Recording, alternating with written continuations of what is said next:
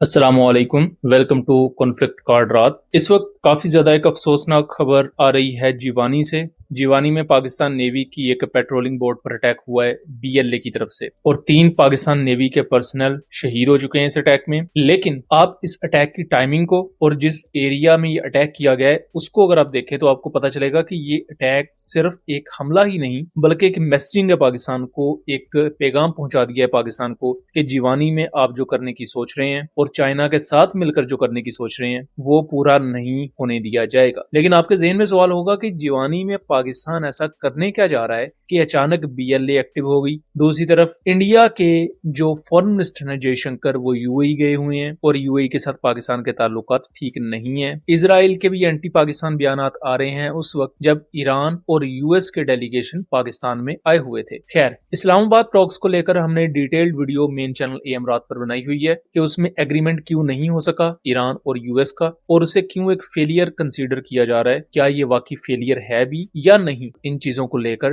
Detail से हमने तमाम एस्पेक्ट एक्सप्लेन किए हुए हैं। लिंक उस वीडियो का डिस्क्रिप्शन में दे दूंगा, उस वीडियो को जरूर देख लीजिएगा। जीवानी में होने वाले अटैक को अगर हम साइडलाइन थोड़ा सा करें तो आपको इससे पहले मालूम होगा कि जीवानी से रिलेटेड पाकिस्तान एयरफोर्स एक प्रॉपर एयर बेस बनाने का वहां सोच रही है। बेसिकली ये एक एयरपोर्ट होगा जो सिविलियन मकासद के लिए यूज होगा, बट वॉर टाइम सिनेरियो में यहाँ एक प्रॉपर एयर बेस के तौर पर भी इसे कन्फिगर किया जा सकेगा, या आपसे स्कर्दू एयर बेस की तरह समझ सकते हैं कि स्कर्दू एयरपोर्ट और एयर बेस ऑलमोस्ट साथ साथ ही है, तो उन्हें एक ही अक्सर औकात समझा जाता है बिकॉज जो दोनों रनवेज एयर बेस का और एयरपोर्ट का वो ऑलमोस्ट सेम है। बाकी फैसिलिटीज को भी अक्सर औकात सेम तरीके से इस्तेमाल कर लिया जाता है। जीवानी में एस्टेब्लिश की जाने वाली एयर बेस पर हमने डिटेल्ड वीडियो बनाई हुई है कि ये कितनी ज्यादा आम हो सकती है, खासतौर पर इंडिया की बढ़ती हुई मिसाइल पावर के कॉन्टेक्स्ट में अगर देखा जाए। फिर उसके बाद अगर इस जीवानी एयर बेस पर कोई मिसाइल आएगा भी तो ये चूंकि पाकिस्तान के फार वेस्टर्न साइड पर मौजूद है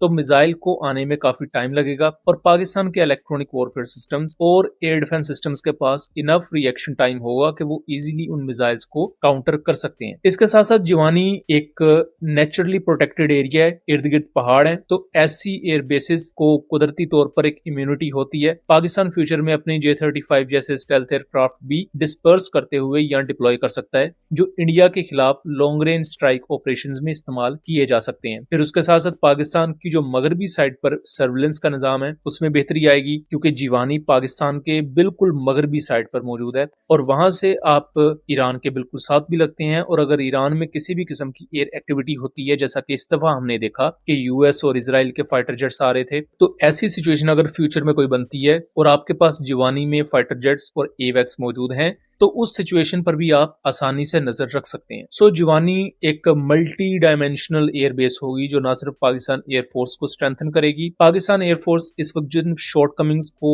और जिन कमियों का सामना कर रही है उन शॉर्ट कमिंग्स को भी पूरा कर देगी और इसके साथ साथ पाकिस्तान रॉकेट फोर्स के कुछ यूनिट्स को भी यहाँ डिप्लॉय किया जा सकेगा। जीवानी में ये जो अटैक हुआ है, अब जाहिर बात है ये चूंकि समुद्री एरिया है, यहाँ साहिल मौजूद है और साहिली एरियाज पर पाकिस्तान नेवी की जो पेट्रोलिंग बोट्स होती हैं उनको बर्स्ट किया जाता है या उनको पार्क किया जाता है उस एरिया में। उन पर एमुनिशन वगैरह भी लोड किया जाता है बिकॉज एक मशीन गन लगी होती है। ऐसी पेट्रोल बोट्स पर रिप्लेनिशमेंट का काम होता है, फ्यूल उसमें दोबारा से ऐड कर दिया जाता है। तो ये तमाम चीजों के कॉन्टेक्स्ट में जीवानी पाकिस्तान एयरफोर्स के लिए भी अहम है, पाकिस्तान की इकोनॉमी के लिए भी अहम है, वो आर्मी के लिए भी अहम है और नेवी के लिए भी। यही वजह है कि आपने ये देखा होगा कि बीएलए ने जीवानी को खासतौर पर टारगेट किया और ये जो एक छोटी पेट्रोलिंग बोट थी इस पर रॉकेट प्रोपेल्ड गन यानी कि आरपीजी हिट किया और इस आरपीजी एक्सप्लोजन की वजह से 3 पाकिस्तान नेवल पर्सनल शहीद हुए हैं। लेकिन ये अपने आप में एक सिक्योरिटी ब्रीच भी है कि जीवानी के उस पर्टिकुलर साहिली एरिया पर इस तरह ये बीएलए के टेररिस्ट पहुंचे, इनको क्यों नहीं इंटरसेप्ट किया जा सका।